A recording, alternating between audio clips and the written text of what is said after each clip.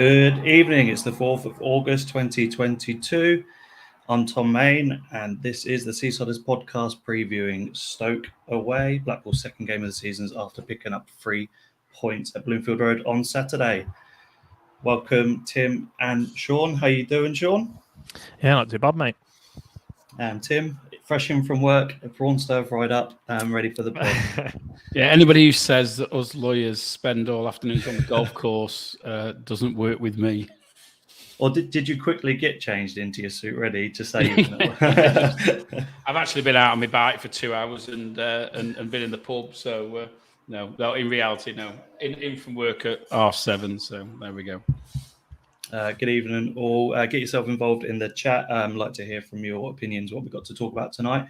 And we do start with the news that we signed a potentially incredible signing who already has the attention from everybody from Arsenal fans to sort of admirers of the player, including obviously a lot of Blackpool fans. Tim, your initial thoughts on the new boy, Charlie Patino? It's a real coup, isn't it? I've got to say, it must have been about 2 weeks ago, just before we started with the Brannigan saga. I was quite, not often I ever say this, but I was quite jealous of the Nobbers because they got Parrott in, and I thought, why aren't we looking at somebody of that caliber or better who can really sort of spark our season a little bit like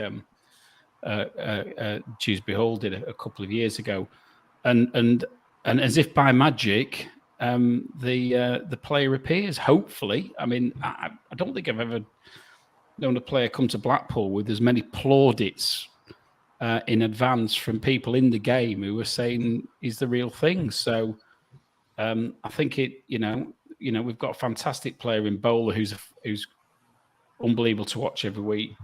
And we may well have another player in there who's going to hopefully light up our match day experience. So to say I'm looking forward to seeing him play is that a serious understatement, and I think there's a real buzz about it. Yeah, I completely agree. I think anyone who says they've heard sort of loads of him is probably, I don't know. I don't think there'll be many people that know loads and loads about him, and it's easy to say you're really excited by a YouTube clip because I think we were about Bruno and several other players. But when you've got the likes of Rio Ferdinand saying the kid's a joke, and some of the youth coaches at Arsenal saying they're the best kids he's ever seen, and Arsenal signed him at 11 years old, Sean, it is the fact that he's 18 a real problem. Obviously, we both spoke about physicality in the past when it comes to playing in that central role. But what's your overriding thoughts about him? Yeah, no, I think if you've got the quality, then you're old enough by definition. I think that the fact that they took so long to decide whether they were even going to keep him around this season says a lot about his potential. And I think they know that in our system, in this 4-3-3, this aggressive attacking style, they're going to have the perfect platform for him to build from. And intelligence is the word that keeps coming up, and this orchestrator almost of the ball and of the tempo of the game is exactly what Appleton's been wanting in a central midfielder, particularly in a deeper role. And Patino has that, but he's someone who looks like he can ride. I mean, I've watched a few hours of him on Wisecout and decided he's the best footballer of all time, but that tends to happen quite often with me. But he can ride a tackle with ease. His intelligence to break the lines with passes in 2 or 3 movements, just turning a general build-up play into a chance at goal in 2 or 3 movements is exactly what we want. And although I probably think we need another midfielder, particularly in the 8 higher up, I think a lot of people kind of think that Patino is going to play in an 8, but I actually think he probably is going to fit in that 6 role based on what we saw of Fiorini against Reading. So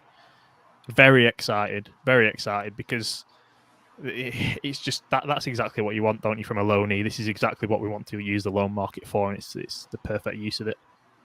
Yeah, yes, like you say, he's intelligent beyond his years, and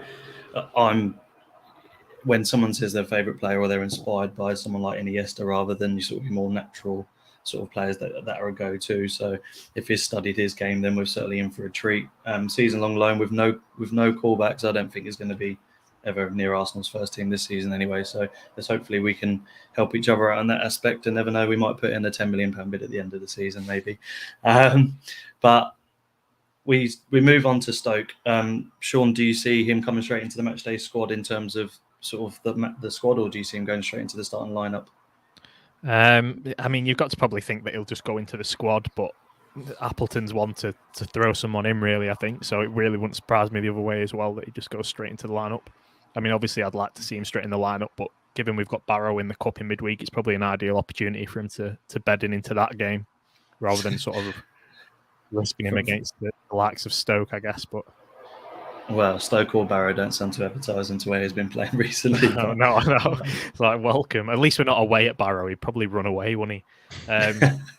But if you look at what our midfield is at the moment, it's we do need that 6 because Appleton's desperate to push Fiorini higher forward into the 8. So he seemed pretty impressed with Dougal when he came on. So perhaps Dougal will fill that role. Should Connolly still have to play at right back? Obviously, we'll get an update tomorrow on Jordan Gabriel, but signs seem to be positive generally. So we'll see on that one. But I think probably Dougal will probably play in that 6th role. Yeah, well, he was dancing in the sea, so he should be all right to to start come Saturday. We'll come on to Stoke. Just want to say a quick good evening, Jordan. Good evening, Gemma. Good evening, Tom. Evening, Craig. I'm happy to have you all in the chat. Keep getting your comments in. What's your thoughts on Patino? I'm excited to see him, and we'll get your comments up during the chat. But Tim, Stoke, as we all know, been in the Premier League and are a relatively big club within the Championship. Had some financial issues, but they finished 14th last season, which their fans overall probably be disappointed about. What's your thoughts going into sort of the game early doors? What's your thoughts on the match early doors? Just going back to the point about whether you would start Pinino, I as those of a certain vintage, to coin a phrase, will remember Trevor Sinclair at age 16, or maybe just turned 17. It's a long time ago now. I can't quite recall, but he was very, very young. Absolutely ran Stoke ragged. So I think I endorse Sean's comment that, you know, if a player's good enough, then, you know, maybe it's worth throwing in. And because perhaps Stoke won't be expecting that for one. I'm quite looking forward to it. I'm going on Saturday. I'm going on the old Polton Seaside as coach, so which is always a rather lively affair, as bearing in mind who runs it. But what I would say is, I know it's a bit of the ground. I prefer the old Victoria ground before they built that, but I do actually like an away day at Stoke. I always think it's we always travel in reasonably decent numbers, and I think we always tend to give a reasonably good account of ourselves. I don't know, I sort of quite like the size of the pitch. I think it suits away teams, and I just hope we're going to go there and give it a right good go. And I think for all the gnashing of teeth there was when Appleton came in, I think what we are going to see this season is perhaps more intent, both at home and away, in the way that we play. One of the big criticisms, to be fair, this isn't with the benefit of hindsight, that we all had on the pod, was that Critchley sometimes set up his teams thinking more about stopping the opposition rather than about how we could actually go at them. In some respects, it was quite a negative approach. And I think I get the impression that, particularly bear in mind what Sean says, and obviously Sean's knowledge as to the way Appleton approaches games is far superior to mine. But even from the snippets we've seen already, he isn't going to be playing a very defensive formation to try and counter. Listen, we went to QPR away when they hadn't won for God knows how long and set up to stop them playing against us. Which, if we I always felt in that game, if we'd gone at them, we'd have won the game. And sometimes you've got to have a belief in your own abilities. And I think Appleton's got a belief in the abilities of the players that he's got on the formation that he's going to play. And I'm actually, not that I was cold on him before, but I'm warming to him and his approach to the way that we play with every game that we play. Yeah, I agree. I think, Sean, you can probably sort of add to this, but he believes in this philosophy to sort of is actually quite ahead of his years. When I was watching like coaching videos on him from when he was at Lincoln and previous to that, and he's actually very forward thinking and using the whole of sort of the 6 midfielders the 3 attackers and the 3 midfielders to draw everybody out to one side of the pitch to create a lot of space in behind. Do you see him doing that with the current sort of crop of players that he's got, Sean, or do you see sort of a few coming in?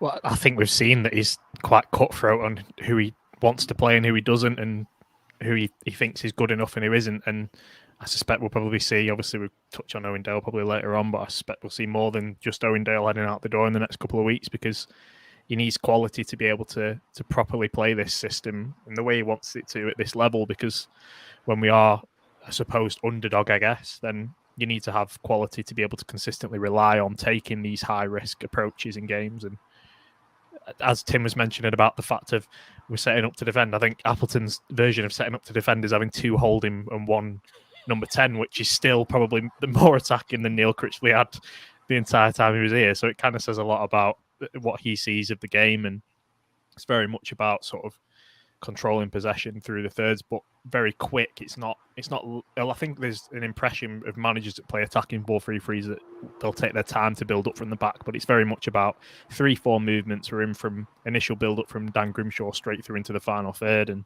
you can kind of see elements of that against Reading, and that'll only grow as time goes on, which is the important thing, I think, as well, is that we're in the very, very early stages here, and I think you've kind of got to give him all of the slack for 6 months with this system and the group of players that he's got, regardless of what happens, for them to truly be able to properly take it on. And I think that's where the test will come, perhaps when we do eventually have a couple of dodgy results, being able to still stick by those principles. And I think in pre-season you saw positive signs of that, when perhaps against Rangers and against Everton, where there were moments where we were really being taken apart at times, we still stuck to trying to play out the way that he wants to do, and that's important. I think seeing those signs in the next few games, regardless of the amount of points we end up with, is probably just as important.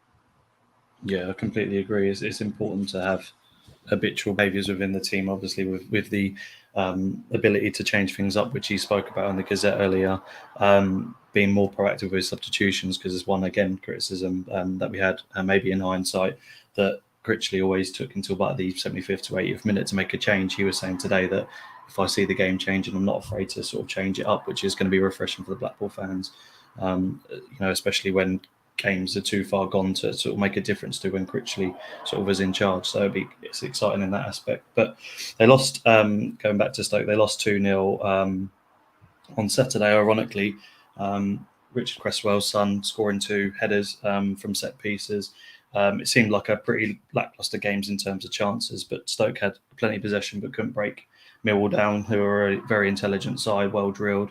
They play a 3-5-2, Sean. Do you see that being a problem for the midfield? Because we got caught very shy on Saturday a few times, and sort of the quality of Stoke's players probably matches, if not betters, what Reading have, with more in midfield than Reading was playing. Yeah, I think they've completely revamped that central midfield compared to the side we played last year, although there are the main bits that we exploited last time are still very apparent now, which is obviously a positive for us. But I think you're probably right. I think there will be occasions in the game where we do turn over possession and we do make a mistake, because we're still in the early stages of trying to work this. And obviously a big factor in that is if Patino plays or not, because his ball retention ability is a joke from watching him. So having him being able to be so composed in the deeper line areas is probably going to be very important, which makes me think, as the more I keep speaking, the more I think he's just going to throw him in. But yeah, it wouldn't surprise me if we are on the back foot for stages, and it's very much about just being able to handle that. I suspect they'll be good from set pieces. They've got Aidan Flint come in, obviously, who scored for fun at the start of last season. But generally, I think that it'll be interesting to see how aggressive we are with the press from the front, I think, because their centre-halves can't handle being put under pressure at all. We could have been 4-0 up in about 20 minutes last season, and the same centre-half pairing in that back three is probably about the same. I think there's one change, perhaps, of Connor Taylor, but even with Aidan Flint that comes in, Aidan Flint isn't someone that you're going to say is composed under pressure on the ball. It's not his strength, so I think that'll be an interesting point to see how aggressive we are on that front. But as much as they can sort of go at our frailties, I think we can go at them on the same force as well. So it'll be an interesting little battle. And Tim, do you think the midfield will be a problem? I think if they play their 5 and we get in behind where we've just said their defence, I think there's 2. I think it's 21. Wilmot's about 20, 21, and Taylor's the same age, and Aidan Flint isn't very sort of fast is going to be a commanding central defender. But if we get behind with Bowler and Thompson up the wings as well, do you think we'll reap the rewards of sort of the attack and play? I don't think we're quite underdogs as much as everybody thinks. I think we've got every right to go there and, like you say, Tim, play football. I think, it did concern me a bit on Saturday in the second half when sort of Reading packed the midfield, and I think we did struggle to cope with that. And I'm sure that Appleton will be trying to work on a way around it to make sure that that we can compete and that we do give it our best shot. I think the slight problem on Saturday against Reading was there was still too many square pegs in round holes, and hopefully with Gabriel back and with our midfield maestro of Dougal hopefully back in favour and back in the team, and hopefully I think we need to get Yates out of that left wing role, a left side of attack role, and if we are going to play playing down the centre. Sorry, Mitch, but I think Gary Medine is history in this system. I really do. It's not working out. I think if we're going to play him, if we're going to start him, it can't be in a 4-3-3. And I don't see Appleton changing out of a 4-3-3. I just think he looks a little boy lost in it. And that's no disrespect to him. I just don't think it suits the big centre forward who you're going to play the ball up to and play off. I think it it's a more sophisticated and a more possession-based system. And I don't think he's going to be starting beyond the short term. I might be wrong, but that's my assessment of it. I don't think anything I've seen so far suggests that the system works best with a Medine-style player leading the line. I don't know what the you two think, but every time he comes off and we've got players on with slightly more skill and slightly more movement, we look better for it.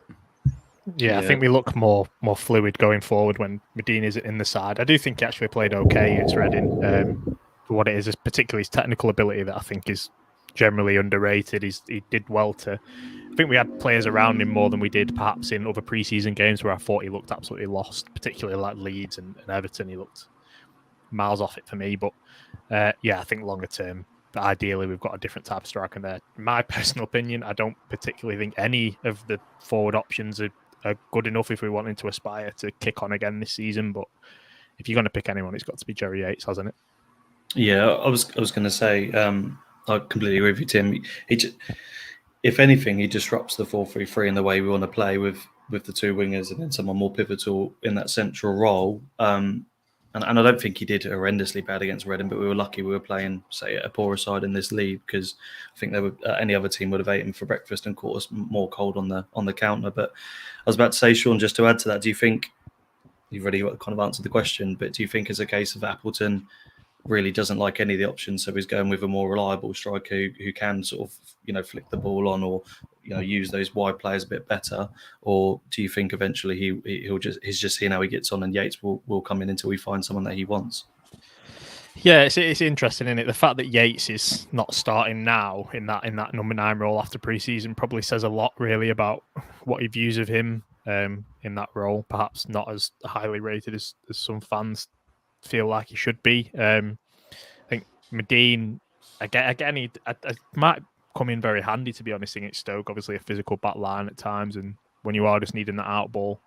But I don't particularly think it's never been as much a Medine issue as it's been the way we play when Medine plays. It's just like we kind of get a bit like we used to get a bit lazy with it. I used to say it all the time under Critchley. We got quite lazy and one-dimensional when Medine played, just because we knew he was there. But I think, as you say, longer term, you've got to be looking at different. I mean, we are looking at a different striker clearly with the Bishop and Sims moves. So we are probably looking for a more progressive, fluid striker that would really fit the mould. But again, with this Appleton system, it's about getting goals from other areas of the pitch as well. He's able to free up Luis Fiorini. That will help in that regard. And you've got the two wide options that are coming in narrow in the final third rather than going out wide and putting balls into the box. That's for the central midfielders to overlap. So perhaps it will be a case again of we've got multiple players that can score 8 or 9 goals a season, and overall that totals up to a good tally. Yeah, moves us nicely on to our next section. Tim, we'll start with you. We're likely to see, as Sean's already alluded to and the paper's already alluded to today, players like Dale and Lavery to go out, possibly the likes of Stewart and a few others, although, Stewart is probably one of the best players at the club. He's not going to play anywhere near sort of 5 to 10 games. So I think, unless anyone agrees, it's probably better that he goes. We're probably going to see 5 or 6 leave. Where would you like to see, if we had 2 or 3 players come in, where would you like to see us buy or one more loan, is it? And where would you like to see us strengthen? My immediate reaction is centre forward is the man down the middle is probably the most crucial, as we've seen with most teams. The teams who book the trend as regards where they are as a club as a whole and where they end up are those who find that unicorn. I think Michael Bolingbroke used that expression, which is somebody who scores a fair few goals for you. Somebody who gets that, heads towards, if not beyond, the 20 goals a year spot. And Blackburn had it, and various other teams had it. So if you could get somebody like that, great. I do think as well, which Sean says, I think if Stewart was fit, he's got the ability to solidify that back line and protect the defence. But as we've seen over 2 or 3 years now, we're lucky to get 10 games a season out of him. I don't know what the stats are, but I bet he hasn't played much more than 10 in the seasons that he's been with us, and that's just not good enough, particularly for one of the, if not the highest paid player in the club. So I don't know whether we'll be able to move him on if we've got another year on the contract. Who's going to take somebody with his injury record? So maybe we've got to. I'm getting loads of feedback. I don't know where the noise is coming from, but must be me. Hold on. Yeah, just bear. So what I would say is that we're probably, to coin the phrase, stuck with him. And I think we'll be able to use him when he's fit, and hopefully he's fit more than not.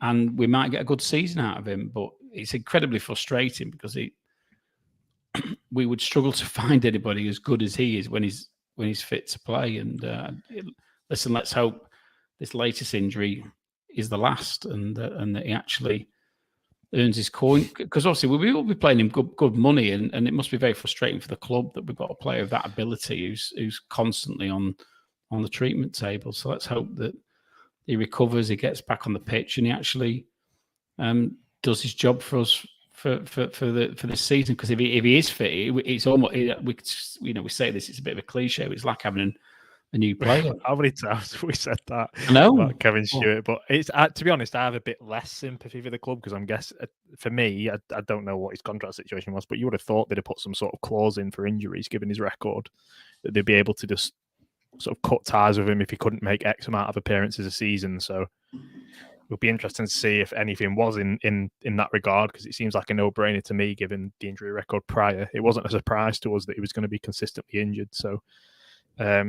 that is what it is, and I guess that's why they're kind of being more stricter on the medicals now going forward. But yeah, look, I'd love to see Kevin Stewart play 46 games a season for us, because I think he's a great player to watch. He's probably one of the most aesthetically pleasing midfielders we've had in a while, but he's not there. So it's kind of like you might as well not bother counting him, because he's just not going to be there. Yeah, I agree. Mick's just said, I don't see any of our 4 strikers getting into double figures this season. Yeah, it's difficult. I think if you play, if Yates played a full season last year, he would have got double figures. I think Medine got 9 goals, didn't he? And Lavery got sort of 7 or 8 as well. So I think with the strikers got the ability to be there, it's just our chance creation needs to be better, which I think we hope to see this season. But undoubtedly, we're going to have one of those players not with us this season. So we'll see who we're bringing.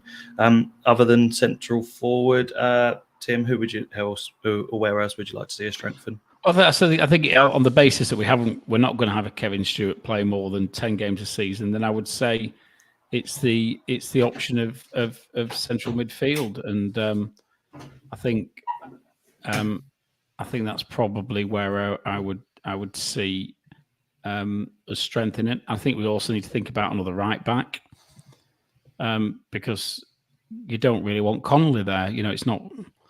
He does a decent enough job, but I think that we've also already seen from Gabriel that he seems to be taking a little bit of a leaf out of Kevin Stewart's book, and he seems to spend a lot of the time on the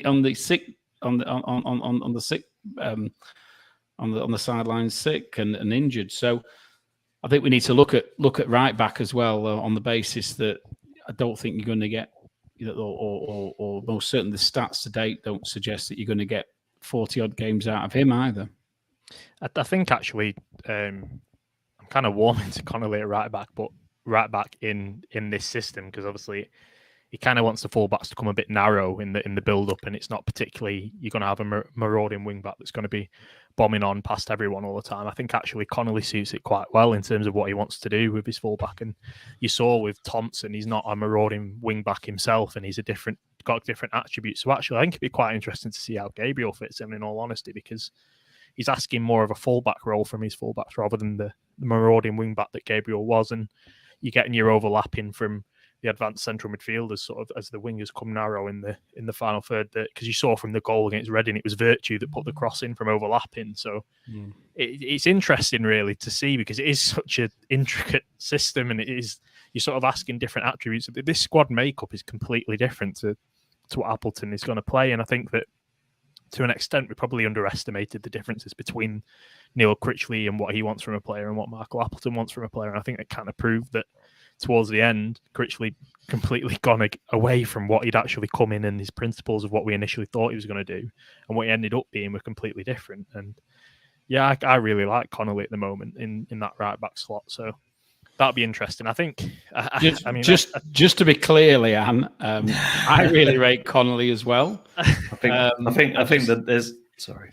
I think we would just rather see him play in a position that, well, we've always thought better suits his attributes, but obviously Sean gets me thinking now by in relation to the observations he's made, and of course, he's our top goal scorer in the league at the moment, isn't he? So he isn't doing too bad in his right back. So I think we've seen the best of him in the defensive midfield role, but in this 4-3-3 system, I don't think you want Connolly and Dougal in there anyway. It's one or the other, I suspect. And it's an interesting observation you make, Sean.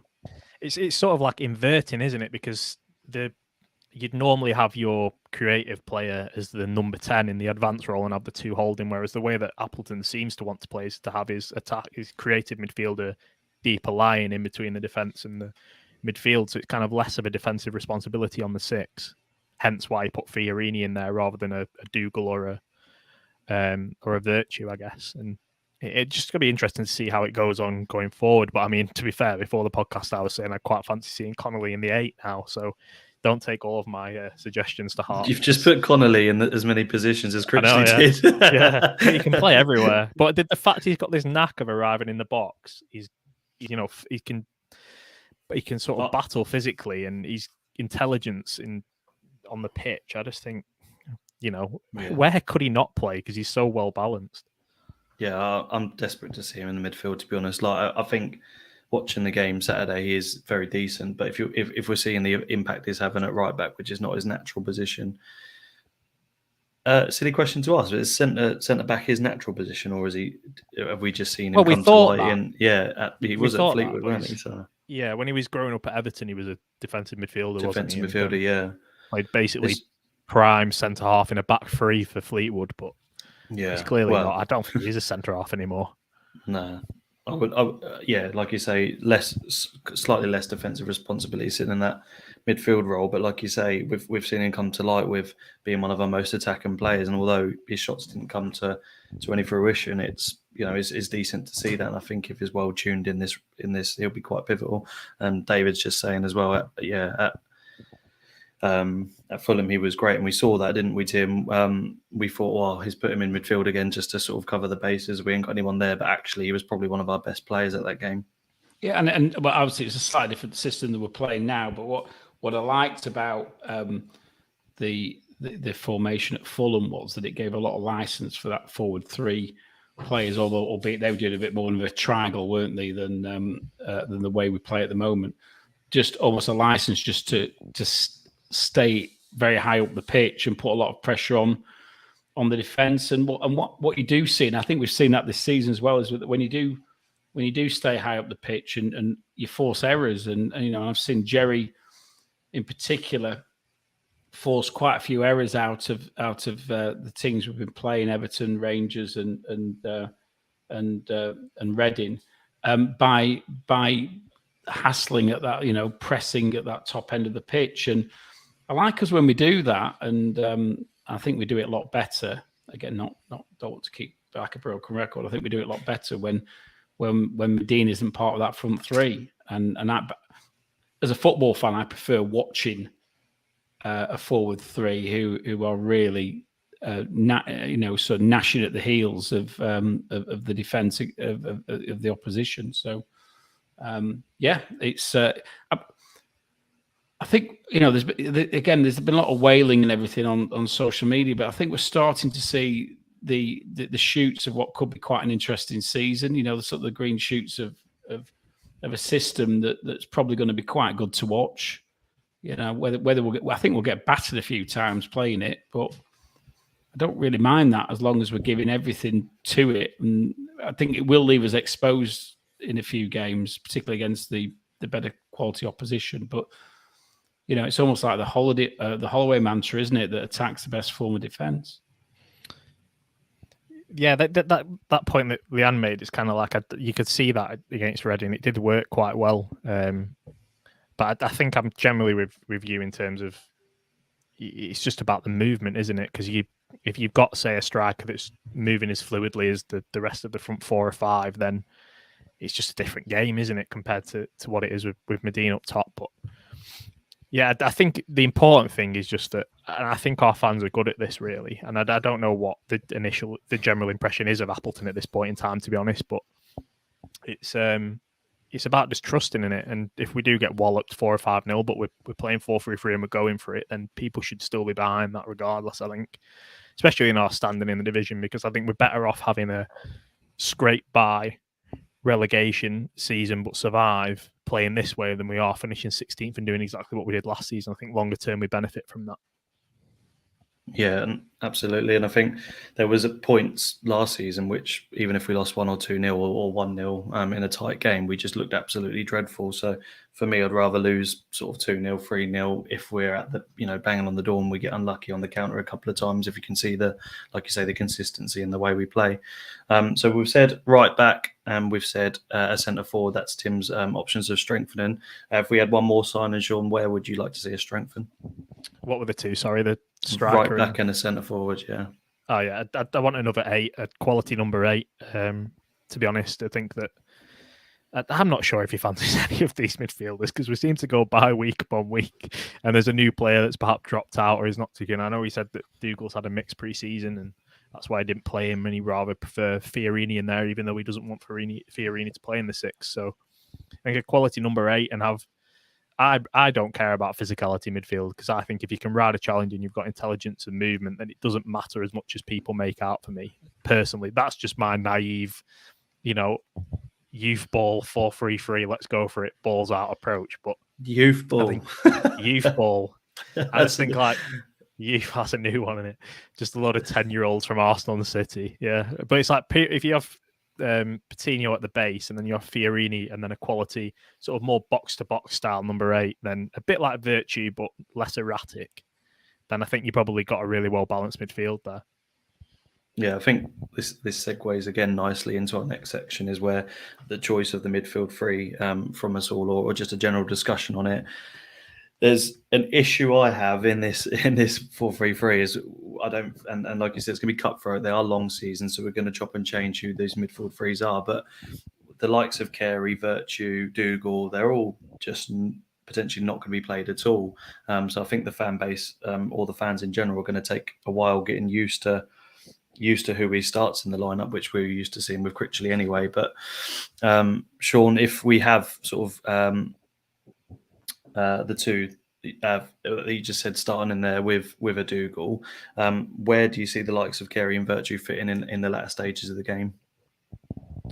I think Virtue is probably a good player to have on when you're chasing the game because he's such a good ball carrier. I think Carey will get his fair shot. I think that at the end of the day, it's a 46-game season, but I think he sort of alternates with Fiorini in the end. I think we saw on Saturday against Reading that perhaps he's not someone that's going to affect a game generally as well as Fiorini probably can in that 8 position at the moment, and that's fine. And I think that, to be honest, look, I got really excited about Sonny Carey in pre-season, but if he has 20 games this season, that's great for his development to have 20 championship games in that number 8 in this system. So we've got to take it very slowly with Carey, and that's absolutely fine. And even if he went out on loan in the end, if we ended up with more players in, then I know Tom would cry. He'd never be able to. He'd just never come to a game again.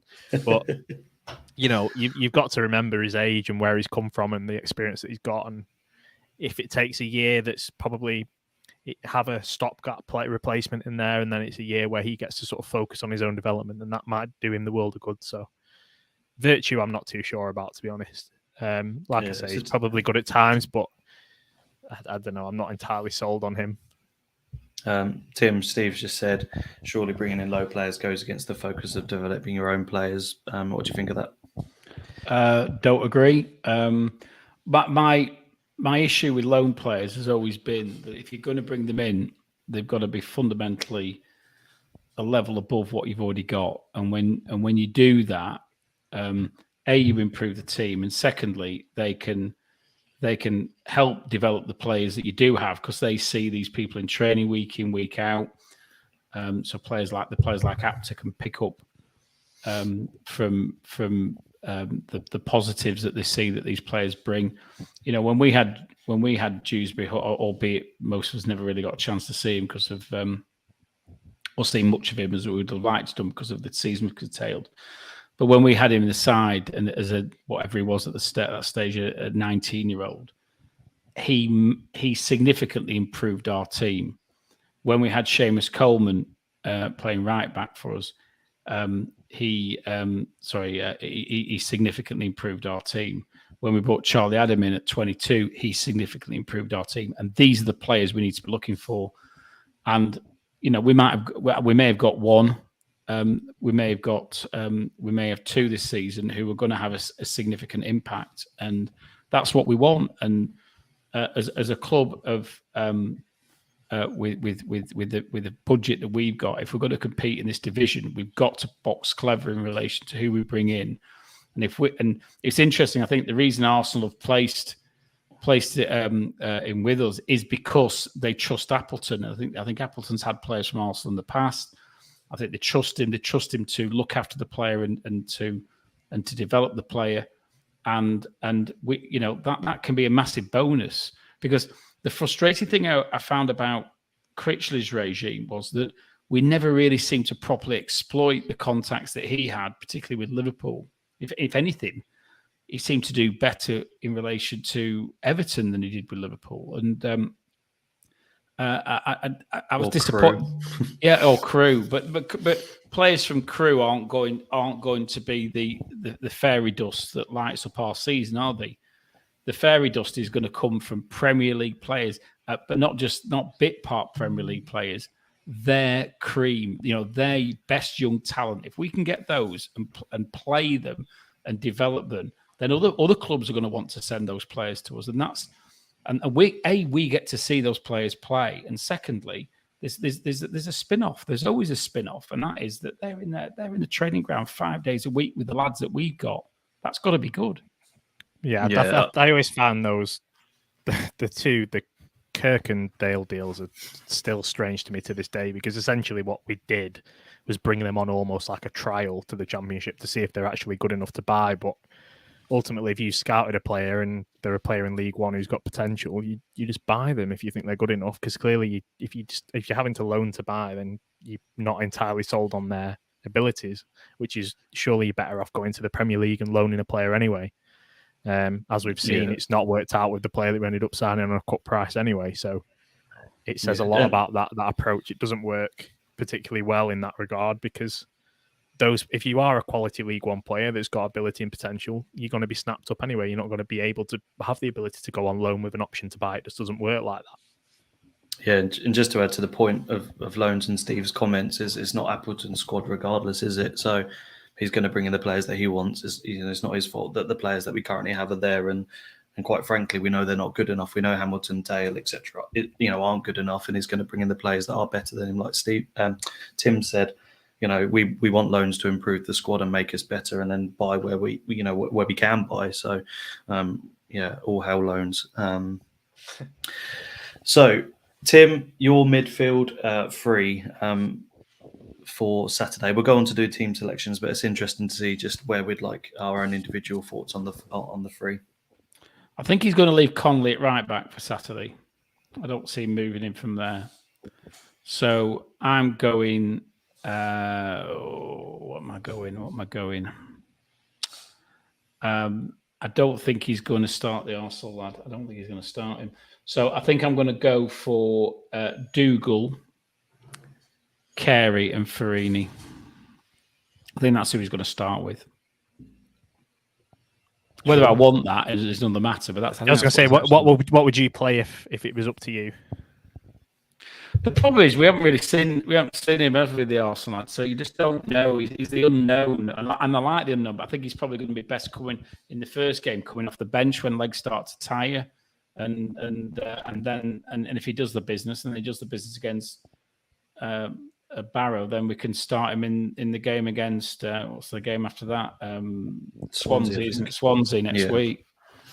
I think it might be just a step too far just to chuck him in the first game. That's what and I think if I was managing, would I take that risk first game out away from home against a team who are going to put the foot in? I don't know. I don't know whether I'd want to do it. I think arguably Barrow's going to be worse, isn't it? Like potentially, they'll want to win and they're probably going to maybe gun for him anyway. So it's interesting, isn't it? If I'm picking the team that I think's going to start, I think it's the one that I've just, or the midfield that's going to start. I think it's the one I've said. I think Virtue will drop out. I don't know whether, Sean, I know you've said that you think that Appleton seemed to be positive about Dougal after his contribution on Saturday. I mean, he came on when we were really pegged back, didn't he? And personally, I think we'd have conceded if we hadn't brought him on. But I don't know. I just like because I said this on Monday night. When he's on the pitch, you know exactly where he is at all times, and you know what he's going to do, and that's what I as a football fan. That's what I like. I know he's always going to be there to break play up, but I know whether he's the long-term solution is another matter. But I generally think he'll start, and I think he'll play with Farini, and I think Carey will keep his place, and I think Virtue will be the one to drop out. Sure. Yeah, if I'm picking mine, I'm throwing Patino straight in. Those 2 hours on Y Scout were well spent, I think, and that I don't need to watch any more than that to know that he's the next Messiah. So Patino in the 6. I am quite interested to probably ask him tomorrow, to be honest, about where he actually sees him, because I know a lot of people fancy him in the 8, and he seems to have played most of his regular football in the Arsenal under-23 setup as a number 6. So it will be interesting to see whereabouts he sees him. But I'd play Patino, Fiorini, and probably Virtue just for energy. But I still want to see this Connolly experiment. I've got it in my head now that I want Connolly in the 8. But I just think that Virtue, I feel like it's a good balance to have your deep line playmaker. You've got Fiorini that can get onto the edge of the box at the right time, and you've kind of got that guy beside him that can do a bit of both and kind of has that energy to get up and down the pitch. I feel like that's a bit more of a balance than perhaps. I think Carey and Fiorini are quite similar in that regard. So I'd play them 3, but I think I'm with you that he probably will start Dougal. We'll come on to this comment from MB in a minute, but I just want to see Patino and Fiorini start, because whenever you see names like that on a Blackpool team sheet, we're gonna sound very Italian, that's for sure. But we'll come on to talk about this in our team discussions. But I probably would go with, what I think he'll do, and I'm probably leaning against, he probably won't throw him in immediately. Is Dougal to come in? I think. I don't know. I'm starting to think, do I rate Dougal or not? I think me and Tim have been fond of him for a very long time, and Tim obviously certainly still rates him quite a lot. But actually, last season he was third for tackles made, I think, or stop breaking up play. And I think potentially he goes unnoticed a little bit. I think he's just over 100 times, or he was in the 100 club for that. Somewhere I saw the stat, and 110 was top. So I think it's quite vital in terms of, like Tim said, being exactly where he is and being able to break up that play. So for that reason, I'd probably go Dougal, Farini, and Carey if he's not going to start. So I think he's got to be there. I don't think it works Saturday, and I think we got caught. And with better quality, we'd lost that game personally. I'm not being pessimistic, and I know Appleton's system's coming in, but I think we'd lost that game with better opposition. So therefore, I'd bring Dougal in. Team selections. Should we do it as an agreement? Yeah, we'll do it as a collective. Let me just share my screen if I can get it up. Yep. Sorry, 2 seconds. We'll be sat here all day as I just say Patino in the 6 for about 20 minutes. If we're picking the team we want to see, I think we'll all pick him to start. Yeah. Maybe we can. Can you all see that? No, not yet. Mm-hmm. That's concerning. It says it's on StreamYard. Still not? Oh, hold on. I know why. See it now? Yeah, we can. Lovely stuff. So this is the obviously lineup picker, kindly made by John Aspinall. The 4-3-3 is probably not in the shape that Sean would want to see it, but the principles are there. So we'll start with the goalkeeper, Tim. I'll give you first choice, as if it's a difficult one. I think it's a no-brainer. It's probably the biggest shoe-in for the start that you're going to get all season, and that's Grimmy. Absolutely. Oh, it even goes green. Look at that. Unbelievable. Who are we going to have at left back? Sean? Got to be Thompson. Obviously, Garbutt's out anyway, and for 4 weeks or so for about the 15th. I mean, would you time. pick Garbutt anyway? No, I would not. No, I would not. I thought Thompson was a lot more attacking. As I watching the game back a couple of times, I think he found himself in the box quite a lot. So that's really interesting. And Yates dropped back when he wanted him to attack. So I think that's another element to Appleton's game, which could be really interesting to see the left and right back attack. And he kept in constant communication, saying, "Can I go forward if you sit back?" And that was really interesting to see as well. There's just no real positions in this system. It's all just people just going in random rotations forever. No one actually has someone that can mark. If a team comes up against us and tries to man mark, they're in for a hiding onto nothing.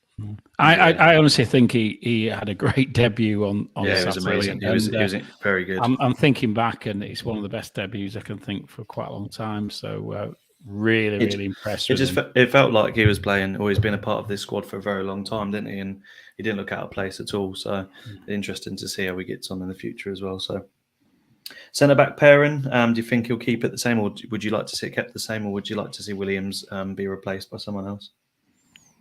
Keogh should be fit, I think he said so. But I still think I'd stick with Williams, because I think ultimately he's probably going to be the first choice. So you want to give him a consistent run of games to bed himself in, don't you? Even if perhaps there's little question marks over his game at the moment, it's probably worth keeping that consistency, because ultimately we do need to phase Keogh out this season, as difficult a sentence that was for me to say. Yeah, I think Keogh's not 50-50 as such. I think you get an update tomorrow, but he's still potentially got not a full fitness. So I don't think he will change that. I don't know if you disagree, Tim. If he's not fully fit, I don't see him changing it. I think it becomes a different discussion if Keogh's fully fit, as to the slight concern is I think the Keogh Pateta partnership is a really, really good one. And are you compromising the spine of the team when you don't go with the best pairing? But I think Williams played a lot better on Saturday. He concerned me a bit against Everton. I don't know whether he was just a bit nervous, but he looks like Bambi on ice. But he looks a lot better, I thought, on Saturday. No shout for Fornelli coming in instead of Williams or at all? No. I'd like Thornley, to be honest, now he's grown on me, but no. I just think that it's kind of like we just need to keep that consistency, don't we, with the partnership that we're going to use for as much as we can at least. Yeah.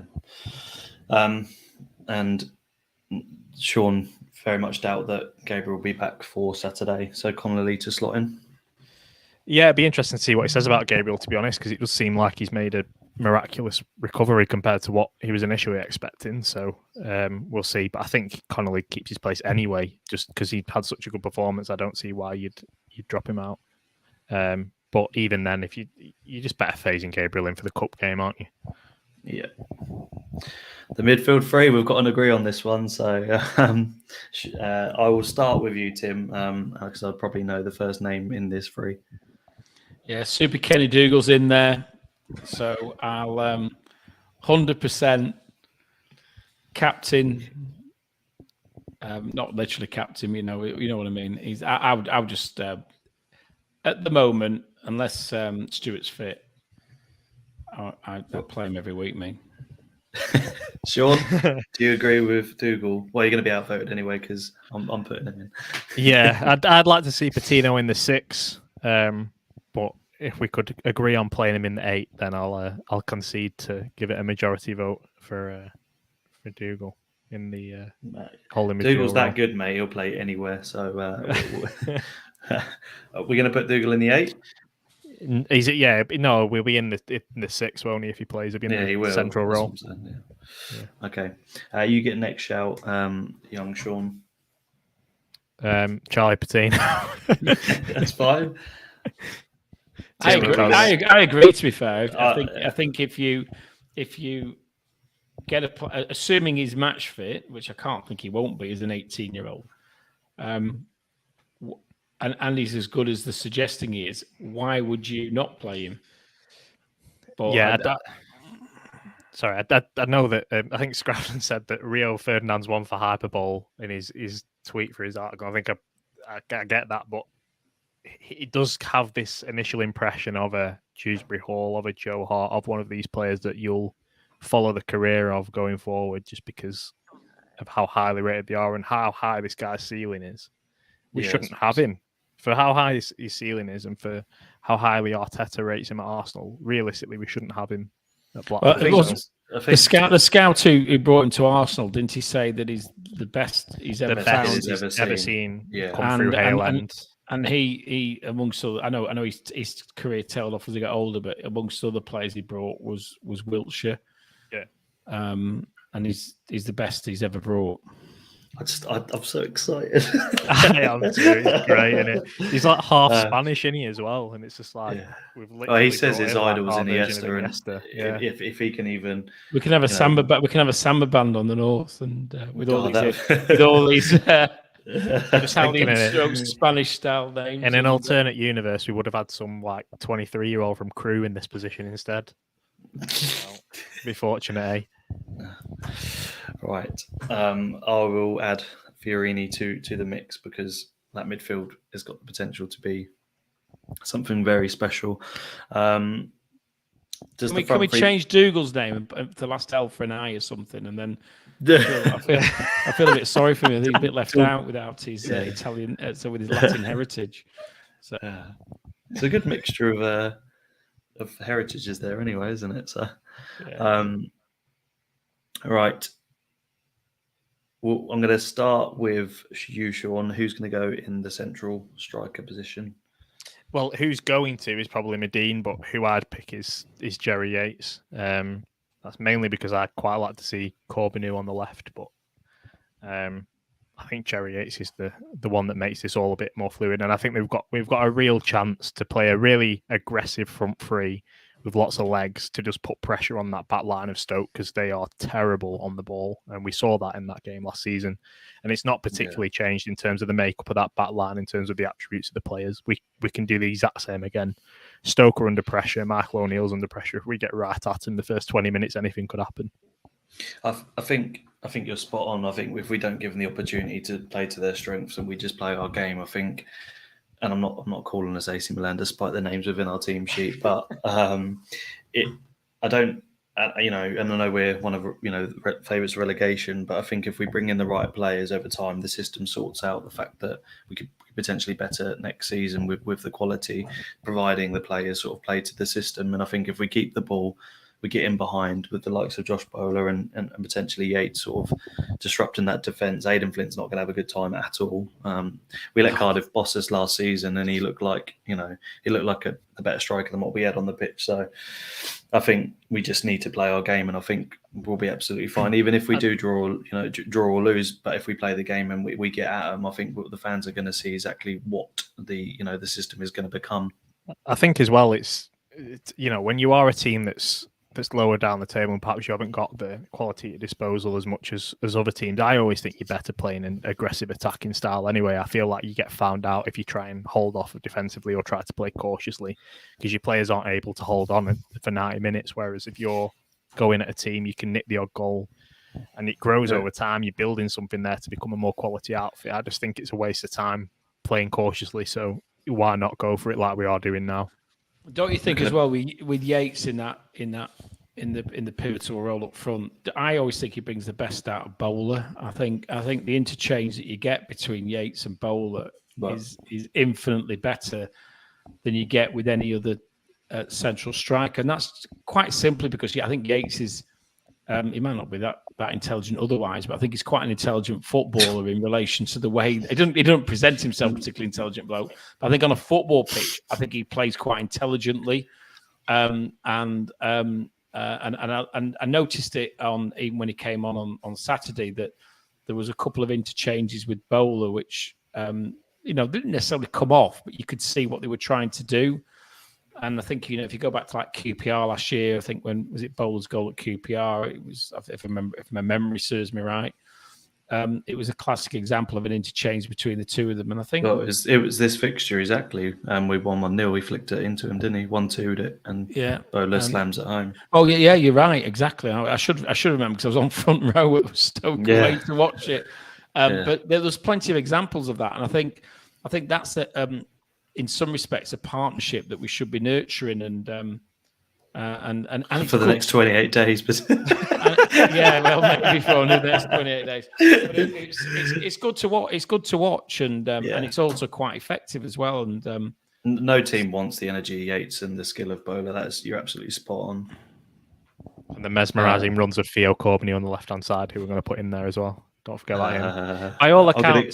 By all accounts, Stoke have one good centre half, which is Connor Taylor, the young lad that's come back from Bristol Rovers, who they actually quite rate, and he's on that side. So having as much energy on the left-hand side as we would with who else are you going to put in the left-hand side anyway if Yates is playing central? But just the amount of energy in that front three if we play Corbeny would be very, very fun to watch.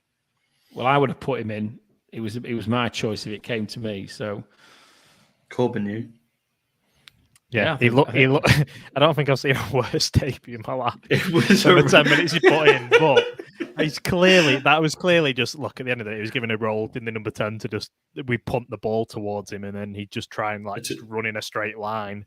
But to be fair, he could have had the worst debut on a goal if Bowler's pass was better, or if he'd mistimed his run, whatever you want to call it. But it was a good opportunity nonetheless, and even if it is a poor performance, you can see we created space straight away when he came on. 100%. So.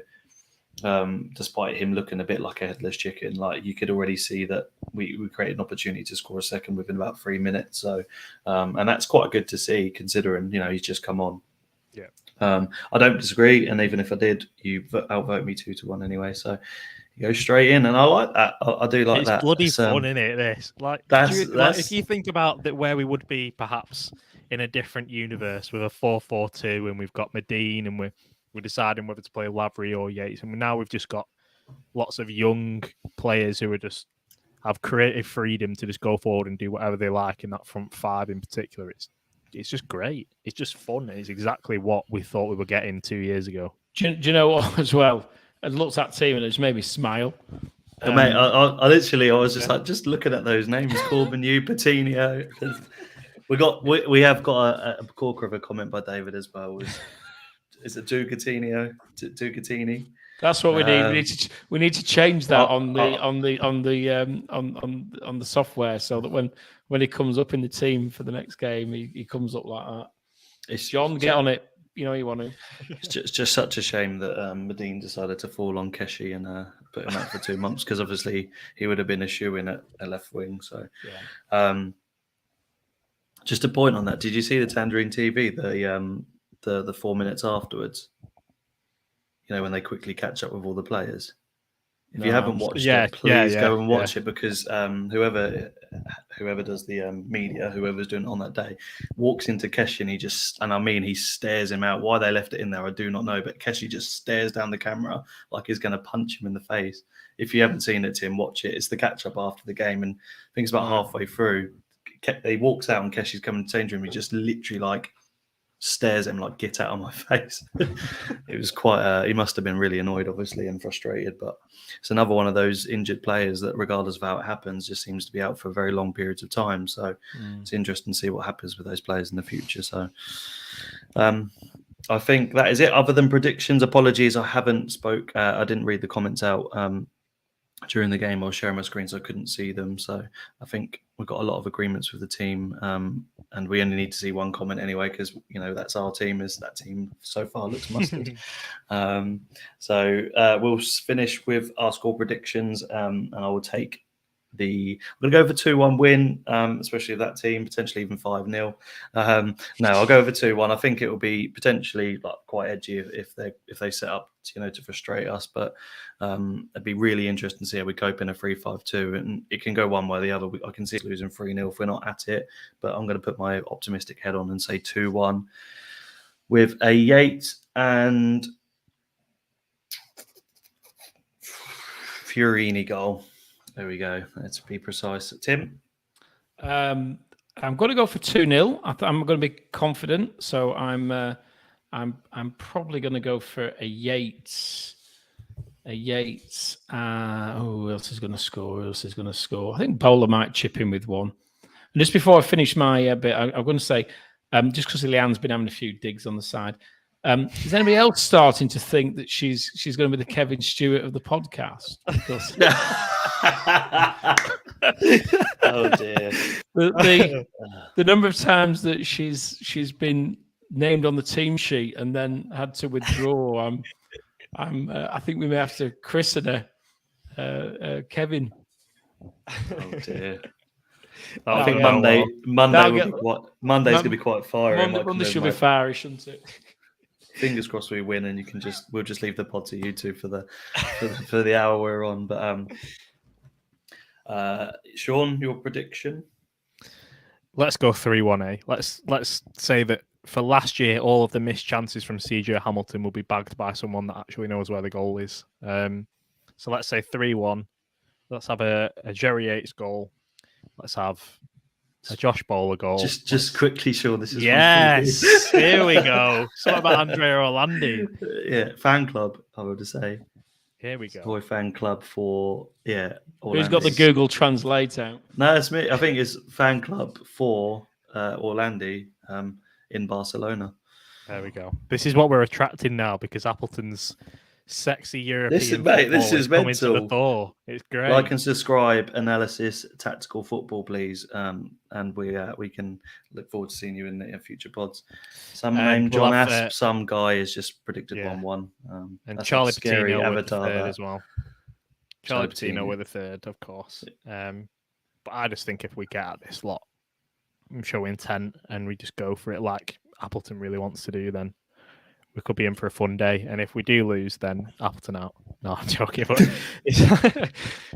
yeah, I just think we're really onto something here. We're just really. I keep saying it. I keep doing this like praise Appleton, but I just think he knows exactly what he's doing. It's great. This is like Wimbledon all over again. It is like Wimbledon, but it's just exactly what we wanted. It's exactly what we wanted. It's all we've been asking for, and you've got it. Well, it is. We've got 28 days, and I think we need a couple of permanents just to solidify the squad a little bit more.